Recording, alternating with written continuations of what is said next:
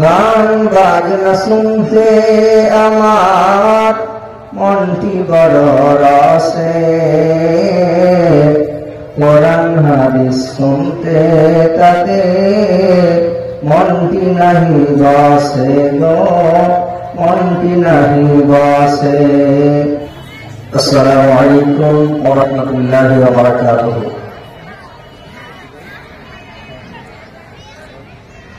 نحمده ونصلي على رسوله الكريم،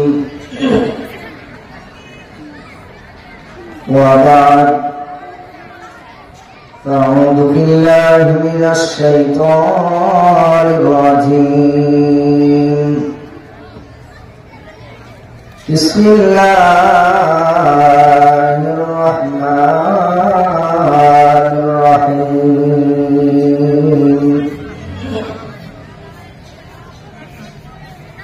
يا أيها الذين آمنوا هل أدلكم على تجارة تنجيكم من عذاب أليم. আমার মতো পাপী যেন কেউ নাহি হয়, জানি না জীবনে আমার জয় হলো না ক্ষয় গো, জয় হলো না ক্ষয়। আমার মতো পাপী যেন কেউ নাহি হয়, জানি না জীবনে আমার জয় হলো না ক্ষয় গো, জয় হলো না ক্ষয়। পাপ আমাকে করবে গ্রাস, হব নরকবাসী, তবু কেন সোপথ ছেড়ে কুপথ ভালোবাসি গো, কুপথ ভালোবাসি। কবরের আযাব শুনে, জাহান্নামের কথা শুনে মনে নাহি লাগে ভয়, জানি না জীবনে আমার জয় হলো না ক্ষয় গো, জয় হলো না ক্ষয়। আমার মতো পাপী যেন কেউ নাহি হয়, জানি না জীবনে আমার জয় হলো না ক্ষয় গো, জয় হলো না ক্ষয়। উপস্থিত আজকে স্বনামধন্য সভাপতি মহাশয়, আমন্ত্রিত ওলামায়ে কেরাম, সামনে ছড়িয়ে ছিটে থাকা ইসলাম দরদী ভাইরা ও বাবাজিরা ও বন্ধুরা, পর্দার আড়ালের মা ও বোনেরা, সর্বপ্রথমে সে মহান আল্লাহ রাব্বুল আলামিনের শুকরিয়া আদায় করছি, যিনি আমাদেরকে প্যান্ডেলের তলায় বসিয়ে রেখে কিছু দ্বীনের কথা শোনার তৌফিক এনায়েত করেছেন। আমরা সকলেই বলি আলহামদুলিল্লাহ। তারপরে পরে তার প্রিয় নবী হযরত মুহাম্মদ মুস্তাফা সাল্লাল্লাহু আলাইহি ওয়াসাল্লামের উপর অগণিত দরুদ ও সালাম বর্ষিত হোক। আল্লাহুম্মা সাল্লি আলাইহি ওয়া বারিক আলাইহি। আমি আপনাদের সামনে একেবারে নতুন, কোনোদিন আসিনি, আজকে প্রথম। আমি সেই সাথে আপনাদের মেহমানও বটে। পিছনে যে সমস্ত ভাইরা দাঁড়িয়ে আছে, আপনাদের কাছে অনুরোধ করছি সামনে আসে। খারাপ লাগছে, সামনে এখানে এসে বসে। আর আপনারাও একটু এই দিকে সরে আসে, চলে আসেন এদিকে। সামনেটা ফাঁকা, ওইদিকে একদম চলে আসে, চলে আসে, জমে জমে বসে, চলে আসে। প্রত্যেকেই বলছি, আপনারা অনেকে আমার বাপের বয়সে আছে, আপনাদেরকে অপমান করছি না, আপনাদেরকে ভালোবাসি, মহব্বত করি, বিধায় আপনাদেরকে বলছে একটু জমে জমে বসে চলে আসেন, এদিকে চলে আসুন। প্রত্যেকে বলছে একটু সামনে আসতে হবে, সামনে আসুন। ইসলাম যেমন সুন্দর তেমন আমাদের প্রত্যেকটা কাজ কর্ম তেমন সুন্দর হতে হবে। আমাদের ইসলাম সুন্দর থেকে কিভাবে আরো সুন্দর হব সেটা ট্রেনিং দিয়েছে নবী মুহাম্মদ রাসূলুল্লাহ সাল্লাল্লাহু আলাইহি সাল্লামের মাধ্যমে দিয়ে। কাজে আমাদের চলা ফেরা উঠা বসা সবটাই এক দৃষ্টান্তমূলক হবে, একটা মডেল হবে, যেটা অন্য কারো মধ্যে পাওয়া যাবে না। আমি খুবই অল্প সময়, মাত্র 15 মিনিট সময়, এই 15 মিনিট সময়ের মধ্যে আমি কি বলি আর কি ছাড়ি অত্যন্ত খারাপ লাগছে। অল্প সময়, এই অল্প সময়ের ভিতরে আপনাদেরকে কিছু কথা দেখি চেষ্টা করে কিছু বলতে পারি। আল্লাহ রাব্বুল আলামিন পবিত্র কোরআন মাজিদের ভিতরে আমাদেরকে যে সমস্ত বিধি বিধান, যে সমস্ত আদেশ নিষেধ আমাদের জন্য করেছেন সবটাই আমাদের কল্যাণের জন্য। আপনি আমি কেউ বলতে পারবো না যে কোরআন মাজিদের একটা আইন বা একটা বিধান মানুষের বিপক্ষে যায় বা মানুষের জন্য খারাপ, মানুষের জন্য কষ্ট হয়, এরকম বলতে পারবো না বা বলতে পারবে না কেউ। এক কথায় আপনার আমার যাতে করে সুবিধা হয়, আপনার আমার যাতে করে ভালো হয়, ইহকাল ভালো হয়, পরকাল ভালো হয়। ইহকালে আপনি ভালো থাকবেন, আমি ভালো থাকবো, পরকালে আপনি ভালো থাকবেন, আমি ভালো থাকবো। টোটালটাই আল্লাহ রাব্বুল আলামিন পবিত্র কোরআনের ভিতরে আমাদের জন্য বলেছেন। তারপরেও আমরা কোনটা ভালো কোনটা মন্দ আমরা বুঝি না, কোনটা আমাদের জন্য কল্যাণ বয়ে আনে ওটা আমরা বুঝি না। এখনই আমরা দুনিয়ার ব্যাপারে যদি আপনাদেরকে জিজ্ঞাসা করি যে বলুন তো অমুক জায়গাতে যদি আপনি যান তাহলে 500 টাকা দেওয়া হবে, তাহলে আমরা চলে যাব সেখানে ছুটে, আমি সহ আপনারা প্রত্যেকেই চলে যাব। কিন্তু যদি আমাদেরকে দ্বীন ও শরিয়াতের কথা বলা হয়, কোরআন এবং সহিহ সুন্নাহর কথা যদি আমাদেরকে বলা হয়, তখন দেখা যাবে যে আমরা পিছপা। অনেক এরকম জলসা ওয়াজ নসিহত আপনারা শুনছেন। প্রত্যেকটা গ্রামে, পশ্চিমবঙ্গের এমন কোন গ্রাম নাই যেখানে 2-4টা জালসা হচ্ছে না। অনেক জালসা শুনছেন, অনেক বড় বড় মাদানি, অনেক বড় বড় সালাফি, অনেক বড় বড় ফাইজি, আর কিছু বড় বড় আলেম ওলামার কথা শুনে শুনে শুনে শুনে আপনারা এক প্রকার আলেম হয়ে বসে আছেন। এমন কোন ঘটনা আপনাদের জানা নাই তা নয়, প্রত্যেকটা ঘটনাই আপনারা শুনে আছেন কোন না কোন আলেমের মুখে। তারপরেও আজকে আপনার আমার চাহিদা পূরণ করার জন্য এই যে মোবাইল পকেটে প্রত্যেকে, এই মোবাইল আসাতে এই যে আমি কথাগুলো বলছি এখন, এই কথাগুলো আবার লাইভ টেলিকাস্ট হচ্ছে, সেগুলো আবার ইউটিউবে যাবে, সেগুলোকে আবার পরবর্তীতে যদি মনে করেন দেখবো, পৃথিবীর বিভিন্ন আনাচে কানাচে থেকে এটাকে দেখা যাবে। তাহলে এই যে আমাদের শোনা, এই যে আমাদের আস্তে আস্তে বিষয়গুলোকে আমাদের উপলব্ধি করা, আমরা একদম হাতের মধ্যে আমরা এটা পেয়ে গেছি। বিধায় আজকে আমাদের শোনার দিক থেকে আমাদের কোনো ত্রুটি নাই, শোনার ব্যাপারে কোনো রকমের আমাদের গোলমাল নাই, গোলযোগ নাই। কিন্তু যেটা সবচাইতে ভাইটাল জিনিস, সবচাইতে দামি জিনিস, মানার ক্ষেত্রটা আমাদের মধ্যে অনেক অভাব লক্ষ্য করা যাচ্ছে। আলেমে হোক আর সাধারণ মানুষ হোক, আলেম ওলামাদের মধ্যে আমরা একে অপরে মারামারি, তার মধ্যে আবার ফিতনা, তার মধ্যে আপনার এটা সেটা, ও মলবি খারাপ, এ খারাপ, ও কিছু জানে না, এ কিছু জানে না, ও কম জানে, এ বেশি জানে।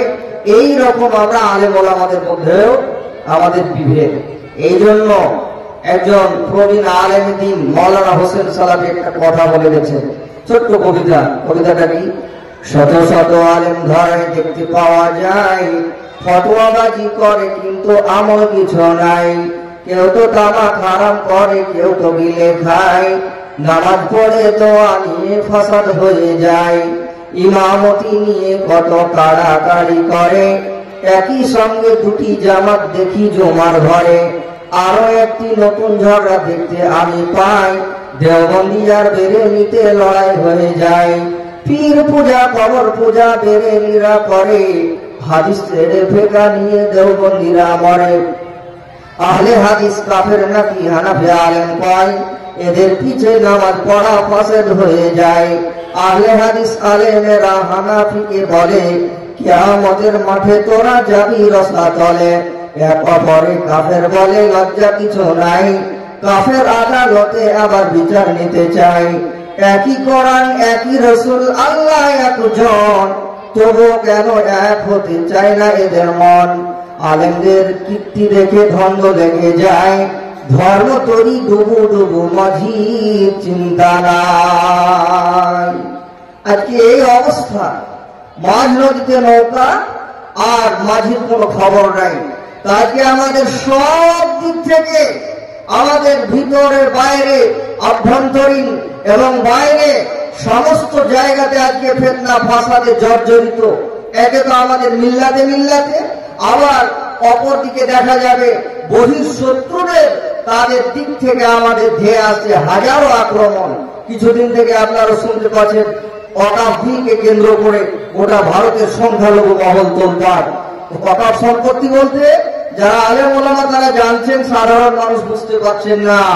এই যে আপনার মসজিদ, আপনার মাদ্রাসা, এই মসজিদ মাদ্রাসা যে সম্পত্তিগুলো আছে, ভালো করে শুনে রাখুন, মসজিদ মাদ্রাসার যে সম্পত্তিগুলো আছে আর এই যে গোরস্থানের সম্পত্তিগুলো আছে, এগুলো মুসলমানদের নিয়ন্ত্রণে আর থাকবে না। যে বিলটা পাস হয়েছে, মুসলমানদের কাছ থেকে এগুলোকে হস্তগত করার একটা পায়তারা বলতে পারেন, মুসলমানদের কাছ থেকে এটাকে লুটে নেওয়ার একটা পদ্ধতি বলতে পারেন। এক কথায় মুসলমানদের এই যে ওয়াকফ সম্পত্তিগুলো আছে, মাদ্রাসার সম্পত্তি, মসজিদের সম্পত্তি, এই সম্পত্তিগুলোকে তারা লুটে নিতে চায়। এর জন্য তারা ওয়াকফ বিল আপনার পেশ করছে। বন্ধুবর্গ, আমি আপনাদেরকে এটাই বলতে চাই, আজকে আমাদের সামনে ভিতরে এবং বাইরে সমূহ বিপদ। এই বিপদ থেকে যদি আমরা একমাত্র বাঁচতে চাই, তাহলে আমাদেরকে বাঁচাতে পারে কে? বাঁচাতে পারে কে? ধরে বলতে হবে, বাঁচাতে পারে একমাত্র আল্লাহ রাব্বুল আলামিন। তিনি আমাদের পাশে থাকবেন, তিনি আমাদেরকে বাঁচাবেন। আল্লাহ যদি আমাদের পাশে থাকেন, আল্লাহ যদি আমাদের হয়ে যান, আর আমাদের কোনো কিছু লাগবে না।